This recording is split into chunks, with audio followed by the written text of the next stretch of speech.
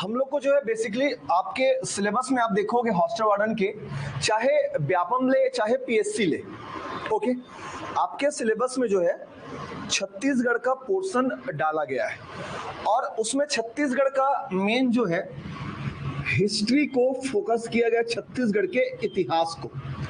लेकिन जब आप लास्ट ईयर के क्वेश्चन पेपर को देखेंगे तो उसमें जो है सभी पोर्शन से प्रश्न जो है आपके पूछे गए हैं। ओके, जो लास्ट ईयर का क्वेश्चन पेपर था उसको आप देखेंगे 2016 का जब आपका एग्जाम हुआ था तो उस समय भी आपके छत्तीसगढ़ के, चाहे वो जियोग्राफी हो, चाहे ट्राइब्स या जनजाति हो, चाहे आर्ट्स एंड कल्चर हो, चाहे प्रशासन हो या जनसंख्या हो, यहाँ से भी प्रश्न को क्या किया गया है, पूछा गया है। यदि इवन मान लीजिए नहीं भी पूछेगा, ठीक है, तो जो व्यापम के अदर आपके एग्जाम्स हैं या फिर आप पीएससी वगैरह भी पढ़ते हैं तो डेफिनेटली आपसे छत्तीसगढ़ के 15 क्वेश्चन प्लस अन्य रूप से जो करंट अफेयर हैं वो आपसे क्या करते हैं, पूछे जाते हैं। इसलिए आपका ये जो छत्तीसगढ़ है वो क्या हो जाता है, इंपॉर्टेंट हो जाता है।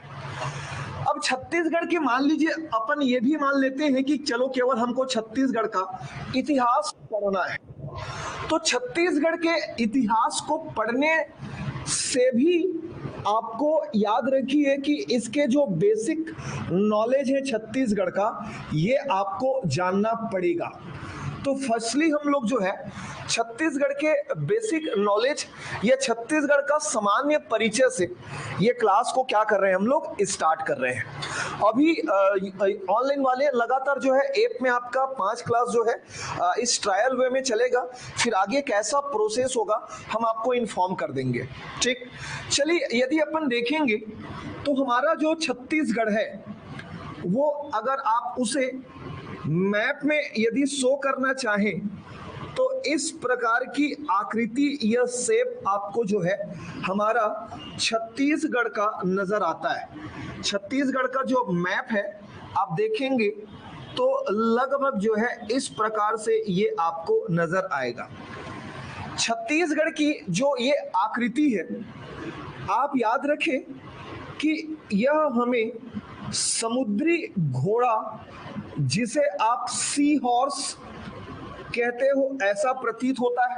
ओके, एक बात। दूसरी बात आप देखेंगे तो इस समुद्री घोड़ा का वैज्ञानिक या साइंटिफिक नेम जो है हिप्पोकैम्पस के नाम से देखने को मिलता है। इसलिए छत्तीसगढ़ की आकृति कैसी नजर आती है तो हिप्पोकैम्पस या सी हॉर्स या समुद्री घोड़े जैसे क्या होती है, नजर आती है, प्रतीत होती है। ओके, यहां तक क्लियर है। अब ये छत्तीसगढ़ को आप कैसे देखते हैं, छत्तीसगढ़ अभी आपके नजरों में क्या है, तो छत्तीसगढ़ अभी आपके नजरों में एक स्टेट या एक राज्य है ना। छत्तीसगढ़ एक राज्य बोलते हो, कहां किस राज्य से हो, तो आप सीजी से बोलते हो ना। तो व्हाट इज स्टेट या राज्य किसे कहा जाता है, एनीवन, किसी को पता है कि राज्य क्या होता है? इधर शिवानी पता है, यस और नो? नहीं, चलिए। तो बेसिकली जो है छत्तीसगढ़ एक क्षेत्र है। छत्तीसगढ़ क्या है, एक क्षेत्र या एरिया है। तो फिर हम इसे राज्य या स्टेट क्यों कहते हैं? ये भी तो एक क्षेत्र है ना, आप जहां पर बैठे हुए हैं ये भी एक एरिया है, तो इसे हम लोग क्षेत्र या राज्य कहते हैं क्या? नहीं कहते। कहते हैं क्या? नहीं कहते। तो कोई भी क्षेत्र या एरिया कैसे में राज्य कहलाता है इसको समझिएगा। कोई भी एरिया में यदि निम्न 5 बातें होंगी तभी वो क्षेत्र क्या कहलाएगा, राज्य कहलाएगा। एक्चुअल में राज्य जो है किसी भी क्षेत्र का पहचान होता है। क्या होता है? पहचान, कि उसे अब हमारे भारतीय संविधान के नजरों में कॉन्स्टिट्यूशनल जो आपका सेगमेंट है, संवैधानिक जो दर्जा है वो प्राप्त हो चुका है, तभी वो क्या कहलाएगा, आपका राज्य कहलाएगा। तो कोई भी क्षेत्र में 5 बातें होंगी तब वो राज्य कहलाएगा। सबसे पहली बात, यदि कोई क्षेत्र है तो उस क्षेत्र का अपना क्या होगा, डिफाइंड एरिया होगा, निश्चित क्षेत्रफल होगा। यानी कि आज आप आगे चल के पढ़ेंगे हमारा छत्तीसगढ़ का टोटल एरिया 135,192 स्क्वायर किलोमीटर है। ठीक, ये भी क्षेत्र, मैं बोला ना ये क्षेत्र है जहां पर आप बैठे। कल मुझे मन किया कि वो कोने को जो है आपको मुझे कंप्यूटर रूम बनाना है, तो मैं उतने को घेर करके इस एरिया क्या कर सकता हूं, कम कर सकता हूं कि मुझे यहां पर अकेला एकदम पूरा घर बनाना है, इतना कम कर देता हूं। ऐसा पॉसिबल नहीं है। तो ये आज भी है और कल जब मैं सीजी पढ़ाऊंगा तब भी इतना एरिया ही पढ़ाऊंगा, इसलिए क्षेत्रफल क्या है, ये निश्चित है। और इस निश्चित क्षेत्र में रहने वाले स्वयं के लोग होंगे, पॉपुलेशन होंगे, ये दूसरी खास बात। पहला कौन सा आपका डिफाइंड एरिया या निश्चित क्षेत्रफल, दूसरा कौन सा जनसंख्या। अब जनसंख्या तो बहुत सारे, कैसे हमारे पास आप देखोगे तो 2011 की जनगणना के अनुसार 2,55,45,198 टोटल पॉपुलेशन था। अब इस लोग को संभालने के लिए कोई ना कोई व्यक्ति तो चाहिए ना। जैसे आप लोग शांत और एकदम चुपचाप क्यों बैठे हैं, क्योंकि आपको डर है यदि 3-5 किए तो मैं 9-2-11 यहां से करवा दूंगा, है ना, डर तो है ना।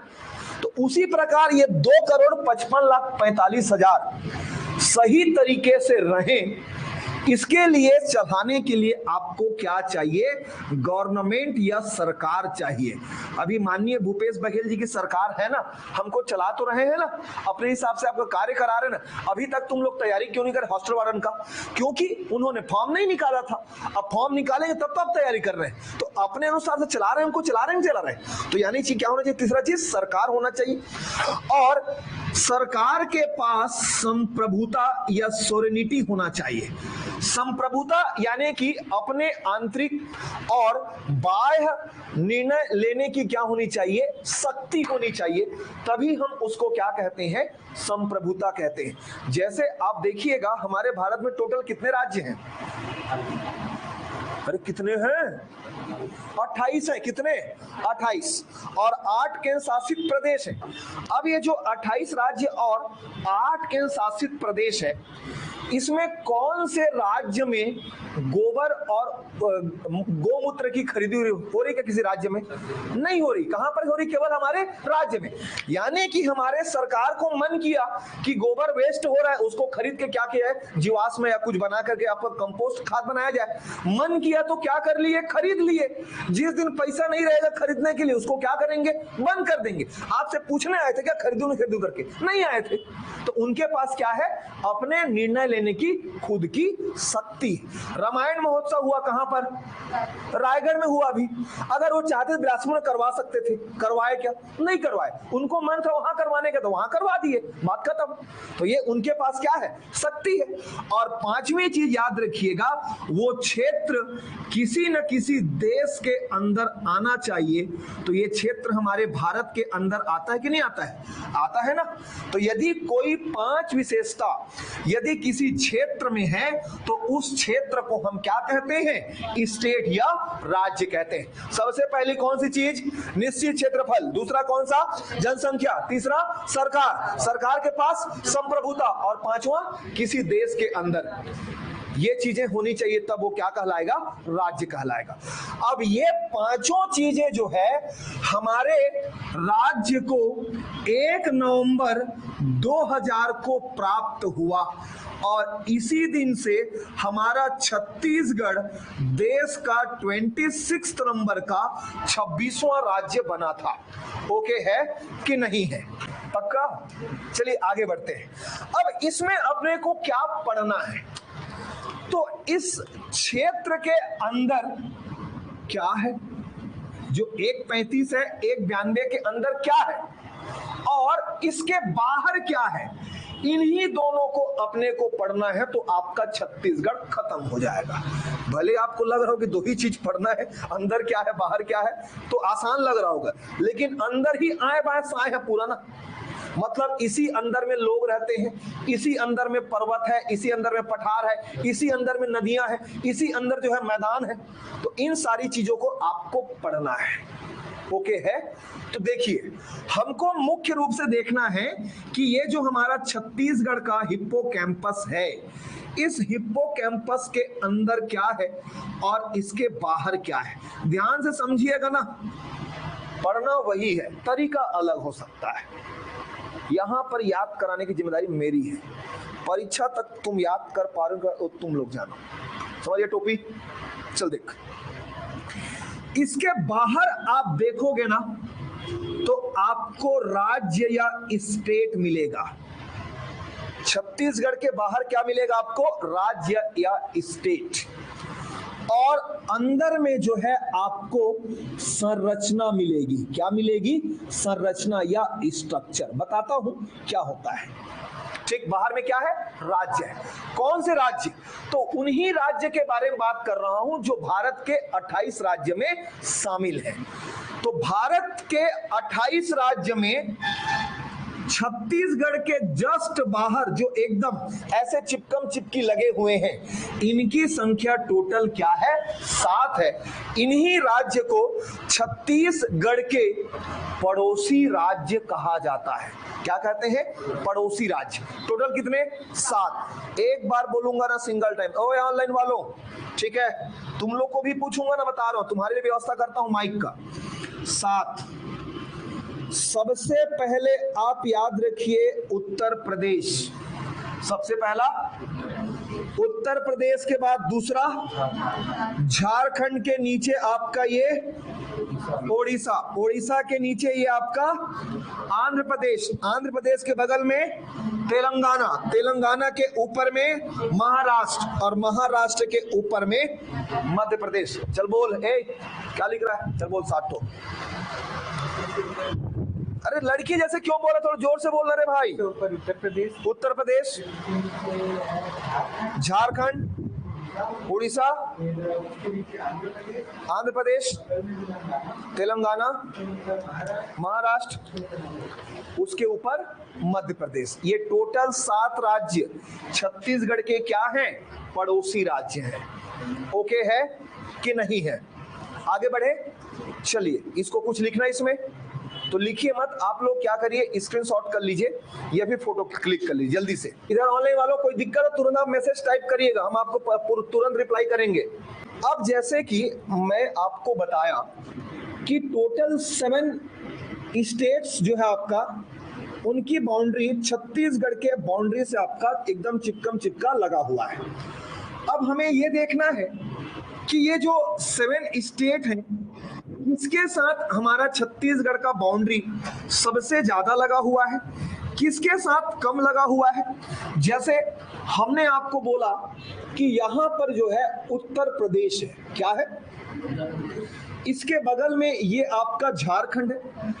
यहां से आप यहां तक देखोगे तो पूरा आपको उड़ीसा मिलेगा। नीचे में ये है आपका आंध्र प्रदेश, आंध्र प्रदेश से जस्ट ऊपर में तेलंगाना, तेलंगाना के जस्ट ऊपर में ये आपका महाराष्ट्र और महाराष्ट्र के ऊपर में मध्य प्रदेश। ठीक, अब हमें यह देखना है कि जैसे उत्तर प्रदेश से इतना लगा हुआ ये, तो उत्तर प्रदेश से लगा हुआ जो ये एरिया है ये कितना किलोमीटर है। उड़ीसा से झारखंड से लगा हुआ एरिया कितना कितना आप हम शेयर करते हैं। अब छत्तीसगढ़ के क्या लगे होंगे उससे, तो जिले लगे होंगे। जैसे आप यूपी देख रहे होंगे, अरे यूपी देख रहे हैं, ये यूपी है, इसके नीचे में आपका छत्तीसगढ़ का बलरामपुर है। यानी कि यूपी के सीमा से कौन सा लगा है? बलरामपुर लगा हो। उसी प्रकार इन राज्यों के सीमा से कौन कौन सा लगा हुआ है ये अपने को देखना है। ठीक, सबसे पहले आप याद रखिएगा कि ये जो टोटल 7 राज्य हैं, इन 7 स्टेट्स के साथ जो बाउंड्री छत्तीसगढ़ की लगी हुई है, उस बाउंड्री को इंटर स्टेट बाउंड्री कहा जाता है। छत्तीसगढ़ की वह सीमा जो इन 7 राज्यों से लगी है, उन 7 राज्यों की सीमा को क्या कहते हैं? अंतरराज्यीय सीमा या इंटर स्टेट बाउंड्री कहा जाता है। The total length of inter state boundary is 2260 kilometre. कितना? 2260। यानी कि छत्तीसगढ़ का ये जो दिख रहा है ना रे, ये कितना किलोमीटर है आपका? 2260। और यही 2260 कितने राज्य के साथ? 7 राज्य के साथ लगा हुआ है। तो किसी के साथ कम होगा, किसी के साथ ज्यादा होगा। एक बार बोलूंगा ना, सिंगल टाइम, ठीक याद होना चाहिए। ओके, हो जाएगा। देखो 2260 में हम मैक्सिमम शेयर करते हैं ओडिशा के साथ। मैक्सिमम किसके साथ? ओडिशा के साथ। और मिनिमम शेयर करते हैं हम आंध्र प्रदेश के साथ। सबसे अधिक किसके साथ? ओडिशा के साथ। और आंध्र प्रदेश के साथ सबसे कम। ओके है। ओडिशा के साथ हम total 830 kilometre, 830 kilometre boundary share करते हैं। और आंध्र प्रदेश के साथ मात्र 38, कहीं कहीं पर 36 भी होगा, कोई दिक्कत नहीं। कितना? मात्र 38। इसके साथ केवल 38 और इसके साथ 830। किसके साथ? ओडिशा के साथ। ओके है। चलिए देखते चलिएगा बाकी के साथ कितना कितना करते हैं। ओडिशा के साथ मैंने कितना बोला? 830। इसके बाद देखिए, ये आपका यहां से राजनांदगांव के सेंटर मानिए, राजनांदगांव से ऊपर आपका मध्य प्रदेश और नीचे में आपका महाराष्ट्र। ये आपका बीजापुर है, बीजापुर से ऊपर महाराष्ट्र और नीचे में कौन सा आपका? तेलंगाना। झारखंड के साथ आप याद रखिएगा 270 किलोमीटर, 270। किसके साथ? झारखंड के साथ। 103 किलोमीटर सीमा किसके साथ साझा हो रहा है? यूपी के साथ। कितना? 103। 410 किलोमीटर मध्य प्रदेश के साथ। कितना? 410। 379 किसके साथ? महाराष्ट्र के साथ। ओके। तेलंगाना के साथ 173। कितना? 173। और आंध्र प्रदेश के साथ कितना? 38। चलिए इसको एक बार अरेंज करते हैं, ठीक है। मैक्सिमम टू मिनिमम, ज्यादा से कम कैसे अपन सीमा साझा करते हैं। तो सबसे अधिक कहां पर होगा? ओडिशा। ओडिशा के बाद दूसरा आपका मध्य प्रदेश, तीसरा आपका महाराष्ट्र, चौथा आपका झारखंड, पांचवा तेलंगाना, छठा आपका यूपी और सबसे कम आंध्र प्रदेश। ये क्रम याद हुआ कि नहीं हुआ? ओडिशा के साथ मैंने कितना बोला बेटा? 830, 830। ओके। मध्य प्रदेश के साथ कितना? 410। महाराष्ट्र के साथ 379, झारखंड के साथ 270, तेलंगाना 173, उत्तर प्रदेश 103 और आंध्र प्रदेश 38। इतनी सीमा जो है आपको याद रखना है। यही छत्तीसगढ़ की अंतरराज्यीय सीमा है, इंटर स्टेट बाउंड्री है। The total length of inter state boundary is 2260। इधर क्या नाम लिखती हैं आप? जया साहू, बोलो जया। आप दूसरा सबसे अधिक किसके साथ? डरना नहीं है। कितना बेटा? 410। इधर आप क्या नाम लिखते हैं? कमल किशोर। दूसरा सबसे कम किसके साथ? No, Uttar Pradesh 103 kilometre. Okay. आपका क्या नाम है? आशीष। सबसे कम किसके साथ है? सबसे कम आंध्र प्रदेश और सबसे अधिक उड़ीसा। कितना? 830। अब देखिए कि इनसे कौन कौन सा जिला लगा हुआ है। रटना नहीं है ना, घूमना है, ठीक। कहां शुरू करूं? यूपी से। चलो, अच्छा यूपी तो पहले लिखा हुआ है। यूपी से एकमात्र लगा हुआ है कौन सा? बलरामपुर। ओके। यूपी से कौन सा? बलरामपुर। याद रखना है, ठीक है। झारखंड से एक लगा है बलरामपुर और दूसरा लगा है जसपुर। तो झारखंड से छत्तीसगढ़ के कितने जिले? 2 जिला। कौन कौन सा? एक बलरामपुर और दूसरा जसपुर। अब जसपुर यहां पर खत्म नहीं हुआ है, झारखंड के नीचे क्या है? उड़ीसा। तो कहां शुरू करेंगे? पहले याद करो फिर लिखना। ओके हाँ। यूपी से कौन सा? भाई मैं किताब बता दूंगा, सब लिखा हुआ है, ठीक, याद करना ज्यादा जरूरी है। तो यूपी से बलरामपुर। झारखंड से कितने? एक कौन सा और दूसरा जसपुर। अब ओडिशा देखिए, रटना नहीं बोला ना मैं, ओडिशा से एक याद रखिए जसपुर। एक कौन सा? जसपुर। जसपुर के नीचे रायगढ़, रायगढ़ के नीचे सारंगढ़, सारंगढ़ के नीचे महासमुंद, महासमुंद के नीचे गरियाबंद, गरियाबंद के नीचे धमतरी, धमतरी के नीचे कोंडागांव, कोंडागांव के नीचे बस्तर और बस्तर के नीचे सुकमा। आपको घूमना है जसपुर से लेकर के सुकमा तक, उसके बाद गिनना कितना है, ठीक। ओडिशा से सबसे पहले कौन सा? जसपुर। जसपुर के नीचे रायगढ़, रायगढ़ के नीचे सारंगढ़ के नीचे महासमुंद, महासमुंद के नीचे। तुम लोग आराम से 10 बजे खा के आए हो, है ना, और मैं सुबह 7 बजे से 2 चाय पी के पढ़ा रहा हूं। तुम्हारा एनर्जी को देखो, मेरा को देखो, मस्त बैठ के यहाँ पर आराम से, कुर्सी गद्दा वाला भी है। बिलासपुर, बिलासपुर, ये क्या है? तो ओडिशा सबसे पहले कौन सा? जसपुर। जसपुर के नीचे रायगढ़ के नीचे, सारंगढ़ के नीचे, महासमुंद के नीचे, गरियाबंद नीचे, धमतरी नीचे, कोंडागांव। पहले पता ही नहीं है क्या है कोंडागांव, है रे क्या है? कोंडागांव के नीचे और बस्तर के नीचे सुकमा। अब गिने टोटल कितने? तो ओडिशा से छत्तीसगढ़ के कितने जिले? 9 जिले। कहां से याद करना है? जसपुर से कहां तक? सुकमा तक। ओके है। अब ओडिशा खत्म, क्या शुरू? आंध्र प्रदेश से केवल क्या लगेगा? सुकमा लगेगा। तो आंध्र प्रदेश से केवल एक जिला लगता है। ओके आगे बढ़े। आंध्र प्रदेश के बाद क्या? तेलंगाना। तेलंगाना से अभी खत्म नहीं हुआ है, तेलंगाना से एक लगेगा सुकमा और दूसरा लगेगा बीजापुर। तेलंगाना से एक लगेगा कौन सा आपका? और एक लगेगा कौन सा? बीजापुर। ओके है। यानी कि तेलंगाना से कितने जिले लगे छत्तीसगढ़ के? 2 जिला। कौन कौन सा?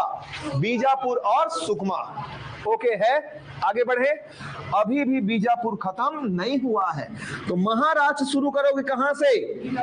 बीजापुर से। कसम से बोल रहा हूं, जीवन में नहीं भूलोगे। महाराष्ट्र से 4 जिले लगे हैं, 5 जिले लगे, ऐसे रटोगे ना, कभी जीवन में याद नहीं होगा। क्रम से जाना है। महाराष्ट्र देखते हैं कितना है। तो महाराष्ट्र से एक बीजापुर, बीजापुर के ऊपर में नारायणपुर, नारायणपुर के ऊपर में कांकेर, कांकेर के ऊपर में मोहला मानपुर, और ये आपका कौन सा? राजनांदगांव। के मतलब कोंडाज गांव नहीं होता बहनी, हाँ क्या होता है? कांकेर भी होता है, ठीक है। तो बीजापुर, नारायणपुर, कांकेर, मोहला मानपुर और आपका राजनांदगांव। टोटल कितने जिले? 5 जिले। अब देखिए एमपी शुरू कहां से करोगे और कहां तक जाओगे? बलरामपुर तक, ठीक। सबसे पहले राजनांदगांव, राजनांदगांव के ऊपर में खैरागढ़, खैरागढ़ के ऊपर में कवर्धा, कवर्धा के ऊपर में मुंगेली, मुंगेली के ऊपर में गौरेला, पेंड्रा, मरवाही, उसके ऊपर में मनेन्द्रगढ़, चिरमिरी, भरतपुर, फिर आपका यह है कोरिया, कोरिया के बाद सूरजपुर और उसके बाद आपका बलरामपुर। अभी भी कितने जिले? तो 9 जिले। मैं बता रहा हूं, दोनों भगा दूंगा ना, पैसा लोगे बोलने का तो फिर एटोपी, जब बोलो बोलो बोलना पड़ेगा। देख भाई, यहाँ पर जो आपका 4,444 रुपए से मेरे को कोई मतलब नहीं है। यदि तुम यहाँ पर पढ़ने आए हो तो याद होना चाहिए, और उसी शर्त में एडमिशन लेना जब यहाँ पढ़ने आओगे तो। नहीं तो टाइम पास के लिए अगल बगल बहुत सारे कोचिंग को जानता हूं मैं, एड्रेस दे दूंगा वहां का, क्योंकि सिलेक्शन से मतलब मैं पहले बोल चुका हूं। ओके है। दो महीने में ना ऐसे पढ़ाएंगे जैसे आपका साल भर का पढ़ाएं। वो यकीन नहीं तो शिक्षक भर्ती वाले पूछना, 1 महीने का समय दिया था, 1 महीने में पूरा सिलेबस अच्छे से पढ़ाए है ना। जो टाइम पास होता है क्लास में, हम टाइम पास हम लोग नहीं करते। 5 मिनट का गैप नहीं हुआ, मैं आ गया तुरंत। आप खुद देखे होंगे, है ना बेटा। अभी वर्तमान में छत्तीसगढ़ में कितने जिले हैं? 33 जिले हैं। जब अभी आप जिला पढ़ोगे आगे तो उस 33 जिला में जो है जिले, उसके पोजीशन कहां पर वो स्थित हैं, उसके आधार पर 2 जिला मिलेगा। एक बॉर्डर डिस्ट्रिक्ट या सीमावर्ती और दूसरा लैंडलॉक्ड या फिर भू आवेष्टित। उसमें आप देखोगे छत्तीसगढ़ की सीमा से लगे इन्हीं जिलों को सीमावर्ती जिले कहा जाएगा। आगे अभी देखेंगे, उसको अलग से अपन पढ़ेंगे। तो यहां तक बात क्लियर है कि नहीं है? ठीक है बेटा, क्या करना, जाके घर में एक बार बनाना, ठीक, जाके छापना नहीं है, पहले बनाने का प्रयास करना। आसपास कौन सा जिला राज्य है उसको लिख देना, फिर जिलों को लिखने का क्या करना, प्रयास करना, हमेशा के लिए काम आएगा। अब देखिए, इसमें कई जिले आपको रिपीट होते हुए नजर आ रहे हैं, यानी कि जैसे यूपी से लगा हुआ कौन सा है, बलरामपुर। बलरामपुर एमपी से भी लगा है और बलरामपुर झारखंड से भी लगा है।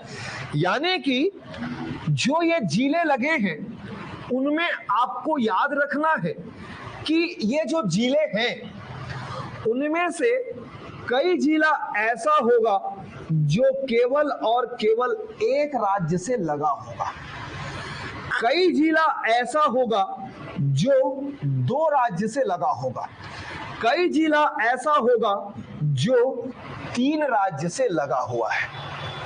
ठीक, तो देखिए, एक राज्य से लगने वाले जिलों की संख्या बहुत है, उसको याद नहीं रखना है। 3 राज्य से लगे हुए छत्तीसगढ़ के मात्र 2 जिले हैं।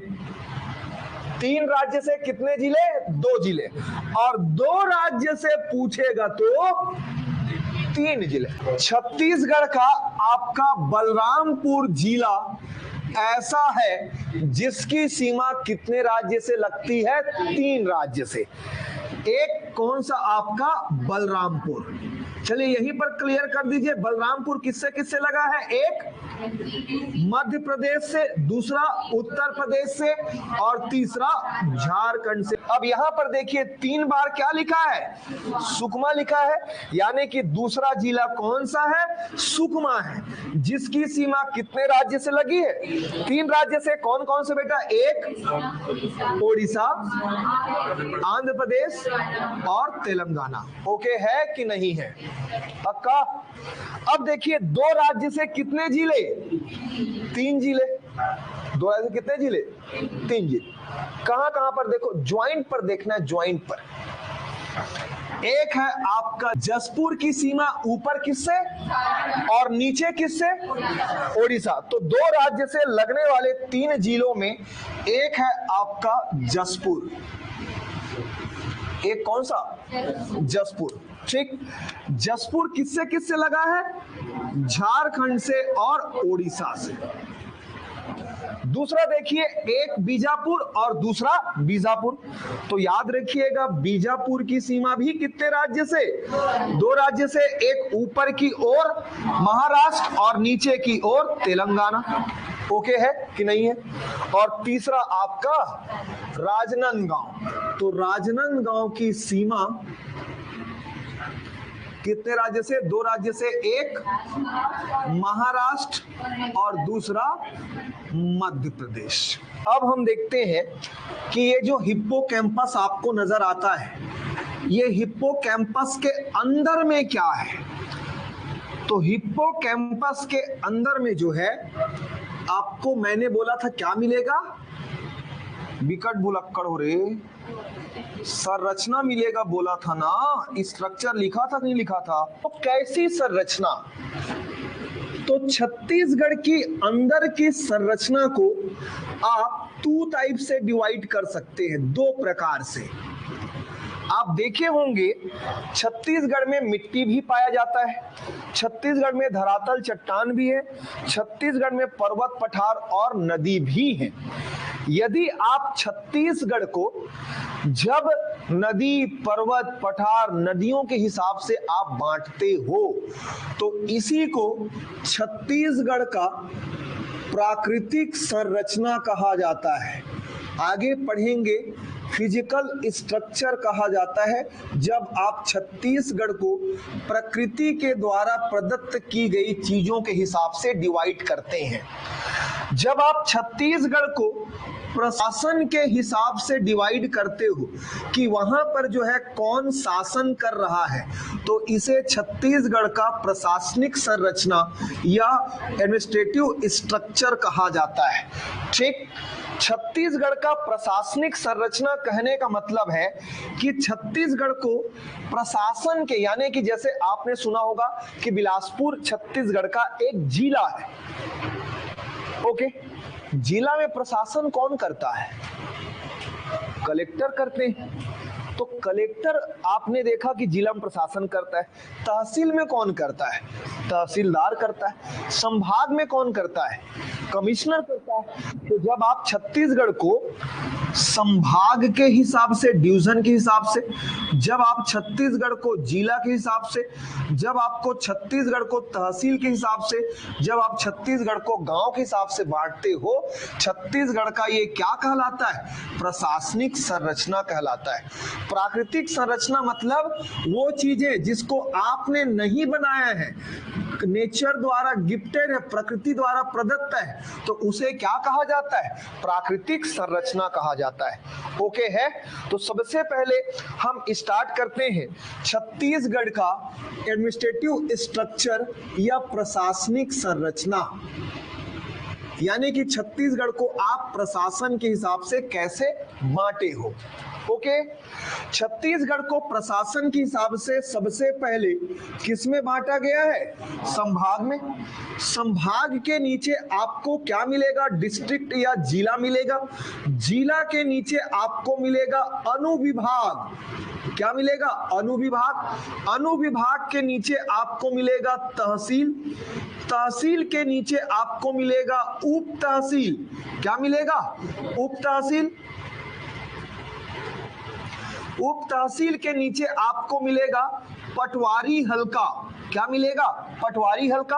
और पटवारी हल्का के नीचे आपको मिलेगा राजस्व ग्राम या रेवेन्यू विलेज। ये छत्तीसगढ़ की प्रशासनिक संरचना है। According to administrative structure the biggest portion of administration is division या संभाग। छत्तीसगढ़ की सबसे बड़ी प्रशासनिक संरचना कौन सी है? संभाग है। और सबसे छोटी कौन सी है? राजस्व ग्राम। ये सबसे छोटी प्रशासनिक क्या बोलते हैं, इकाई है। ओके है, अब इन्हीं को पढ़ना है। ठीक, चलिए सबसे पहले देखते हैं छत्तीसगढ़ के संभाग या डिवीजन ऑफ छत्तीसगढ़। तो छत्तीसगढ़ के संभाग के बारे में आप देखिए। सबसे पहले इस संभाग के बारे में हम ये जानेंगे व्हाट इज डिवीजन या संभाग क्या होता है। संभाग क्या होता है? दूसरा, संभाग का स्टार्टिंग या शुरुआत कैसे और किस प्रकार हुआ। अब हम देखेंगे कि संभाग हमारे पास कितने हैं और अगली चीज देखेंगे इन संभाग की क्या क्या विशेषताएं हैं। What are characteristics of division. Chhattisgarh के संभागों की क्या क्या विशेषताएं हैं। चलें स्टार्ट करें। चलिए देखिए, सबसे पहले संभाग क्या होता है। तो संभाग के बारे में सबसे पहले आप जानें कि संभाग जो है छत्तीसगढ़ की सबसे बड़ी प्रशासनिक इकाई है। यह छत्तीसगढ़ का लार्जेस्ट एडमिनिस्ट्रेटिव यूनिट है, प्रशासनिक इकाई है, जो कि छत्तीसगढ़ के कुछ एक जिलों को मिलाकर बनाई जाती है। छत्तीसगढ़ के किससे बनती है? ये जिलों से बनती। कौन? आपका संभाग या डिवीजन। आप याद रखें, इस संभाग को जो संभालता है, उसे हिंदी में, या जो यहाँ का जो प्रशासन करता है उसे हिंदी में संभाग आयुक्त या फिर डिविजनल कमिश्नर कहा जाता है। छत्तीसगढ़ का संभाग का प्रमुख क्या कहलाता है? डिविजनल कमिश्नर या संभाग आयुक्त कहलाता है। और ये जो संभाग आयुक्त होता है या तो वो आईएएस होता है या फिर आईएएस रैंक का अधिकारी होता है। किस रैंक का अधिकारी होता है? आईएएस रैंक का अधिकारी होता है या तो आईएएस होता है। ओके है, ये संभाग के बारे में आपको याद रखना है कि छत्तीसगढ़ की सबसे बड़ी प्रशासनिक इकाई है। एक बात। दूसरी बात, किससे बनती है? ये जिलों से बनती है।